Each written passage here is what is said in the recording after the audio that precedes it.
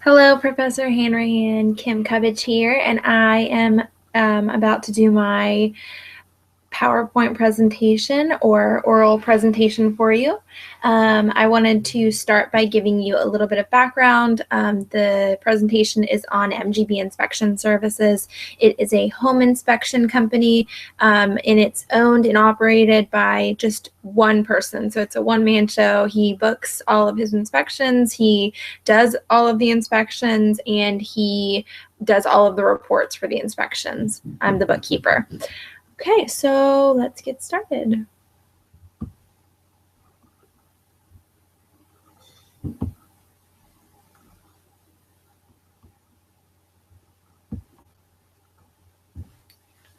Okay, I want to thank you, Mike, for coming in today so that we could talk about the problem that your business is having and come up with a solution.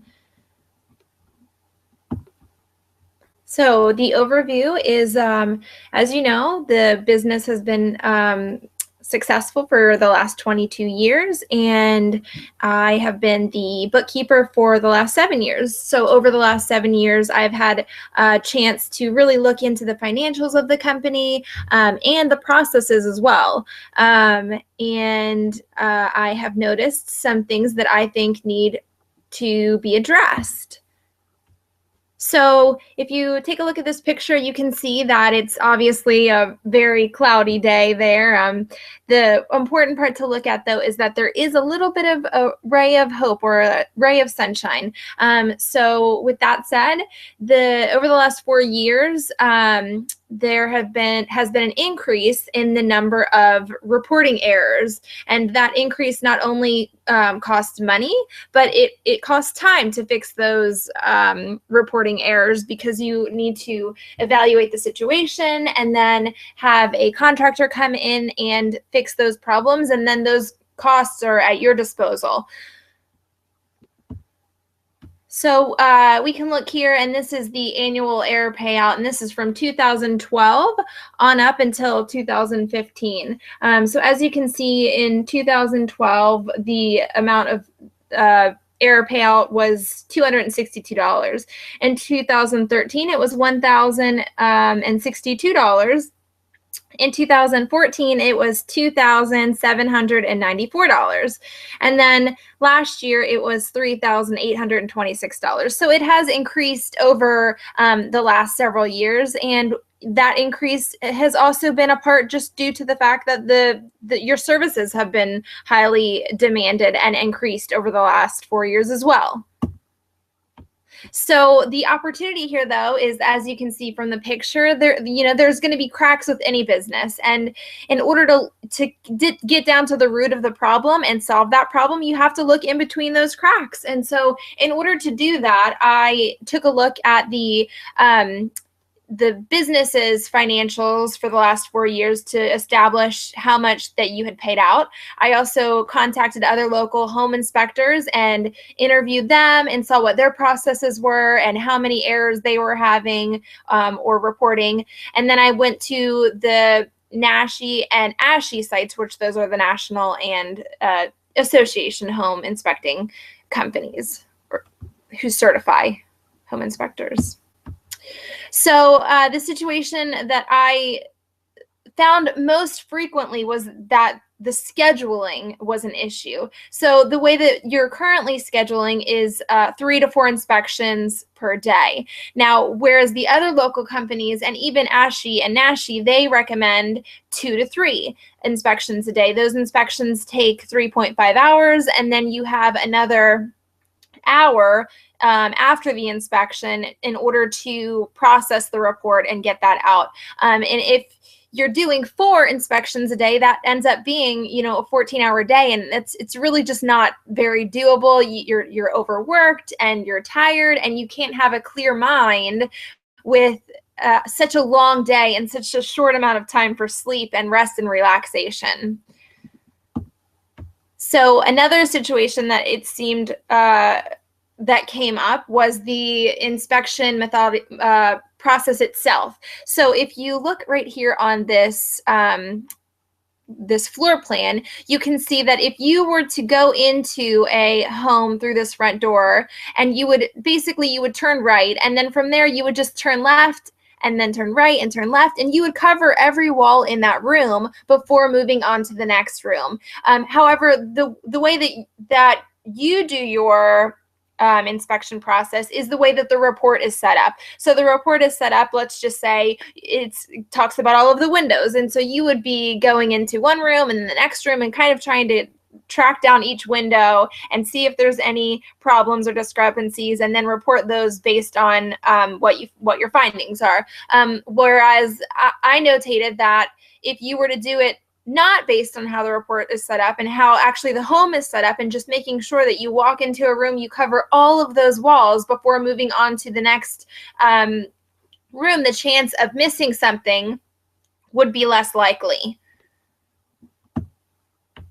Okay, another situation that I found was your contractual agreement. And last year and the year prior to that, so 2015 and 2014, part of the payouts were things that you weren't even actually liable for. So you made a payment for mold where it states in your contract that your client sign that you're not responsible for mold. That's not even something that you are inspecting for. And yet when they came back and had a claim against you for the mold, rather than fighting it, you just complied. And that's really going against what your contract states. And it's just something that you're not liable for. And so those payouts aren't necessary, and frankly shouldn't happen. Okay, the last situation of one of your or some of your missed errors were distractions. So the customer, while doing your inspection, had come up to ask you a question, and you got pulled away from wherever you were inspecting. And even if you had seen what you were inspecting, then getting pulled away, it was missed from your brain onto the report because you got pulled away and sidetracked, and then that error that you had actually seen just was never stated in the report.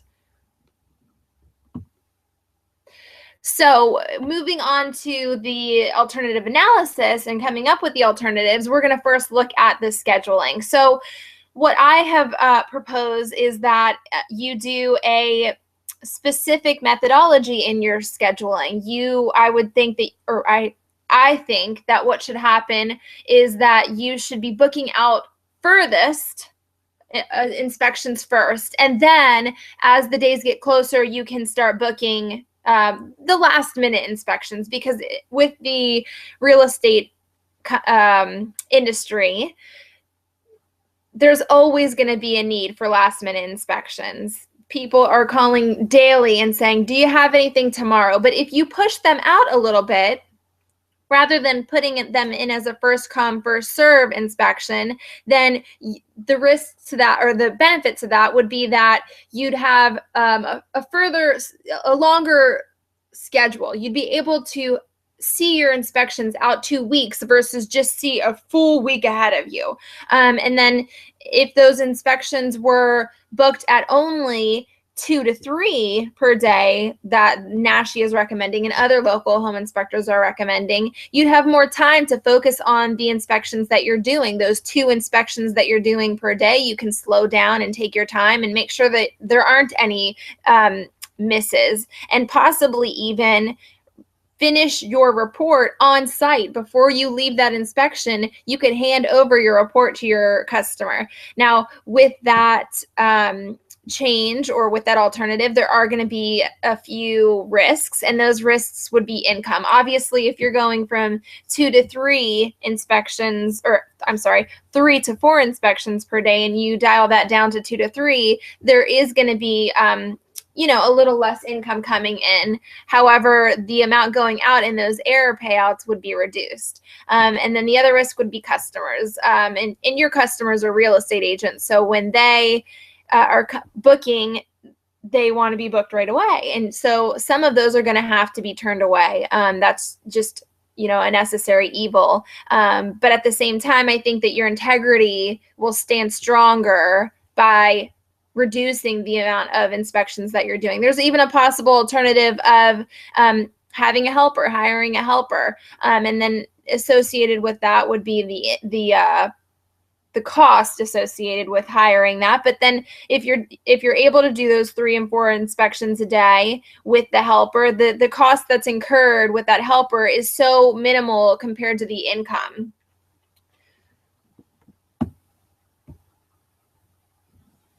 Next, we can talk about the risks and benefits of the methodology. So like I said earlier, if you change the way that you're doing them and you went in one room, did finish the room, went to the next room, the benefits of that would be that you're making sure that you reach all the walls, that you don't miss anything based on running around back and forth throughout the home and just not making sure that all of the walls aren't covered. And then the risk associated with changing your methodology is obviously there's a little bit of a learning curve. So it would slow you down at first, but then once you got adjusted to the new process, I think you'd pick right back up where you left off. Okay, we can talk about the contractual agreement and talk about the risks and benefits associated with that. Obviously, as I said before, if you're paying out for things that you're not liable for, then that's the cost. The costs associated with that are unnecessary. So I propose that you stick to your contract. That contract was drawn up to protect not only you, but your customers. And so if you're only protecting your customers, then it really isn't doing your business justice. So the benefits associated with sticking to your contractual agreement is that you'd be less liable. There would be limited liability. And that's what your contract states. That's what they sign, and that's what should be upheld. The risk associated with that is the potential to be sued. And I think that's something that you've come across before, and that's why you ended up just going ahead and paying it. But, you know, the reason why a customer would sign that contract is so that you're not liable, and their signature on there states that they are agreeing you're not liable, specifically for something like mold, where you know that's not in your realm of things that you cover. You're not supposed to cover mold. So the risk there is, of course, it's there. It's not going away, but it's not as pertinent because they've signed the contract. Moving on to the benefits and risks of customer distractions. As I said before, the customer distracts you from your inspection. So what I propose is that you either prior to the inspection or, you know, as soon as at arrival on inspection, that you tell the customer that you would like to focus on your inspection, and that if they have any questions, feel free to ask right away. Or if while you're doing your inspection process, they think of something, to feel free to write it down. And then when you're done, you'd be happy to answer anything. Just, I think, making the customer aware that a distraction, it really puts their inspection in risk. It compromises the integrity of your inspection and the report that you're giving them. So, you know, tactfully telling them that distractions are a risk, I think, is something that's necessary. And the benefit of doing that is that you have the ability to focus, and the customer has the confidence in knowing that their report is going to be done by someone that has the integrity to make sure that they get it done, and get it done in a timely and focused manner. Now, the risk associated with that is that the customer may feel invalidated. And, you know, people are sometimes sensitive. So it's not necessarily what you say, it's how you say it. And so if you say it in a, you know, positive manner, that you are doing this at the benefit of them, you're doing it to make sure that they get a focused and 100% accurate report, that risk is obviously minimized. So my recommendations are to schedule less inspections a day, or hire a helper. I think that this would be a benefit to the company and your clients, and the risks associated with it are far less than the benefits. Let's see, less interaction with the client. I think that just kind of making them aware that you are there to do a job and you want to do that job as best as you can because you're looking out for them. So making sure that those distractions stay down, and you can do that by making the customer aware. And I think that an email prior to the inspection, and then even a reminder once you get there, is perfectly fine and necessary. The methodology, I think that that's also something that's important. I think that just making sure that you're as thorough as possible and making sure that the risk to miss something is minimal is necessary. And I recommend changing that process. And lastly, the contractual agreement, I think that that is also, it's just a no-brainer. I think that the contract was drawn up for you by a lawyer, and it's to protect you and the client alike. And that should be it. There's the sites that I use to research these things for you. And I thank you for your time.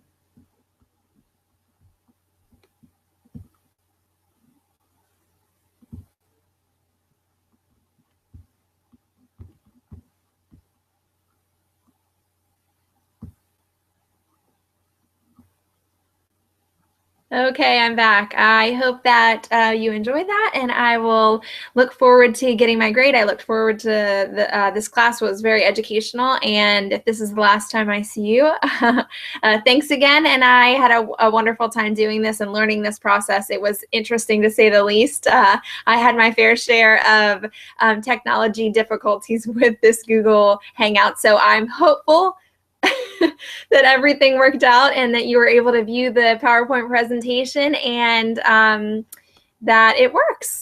Thank you.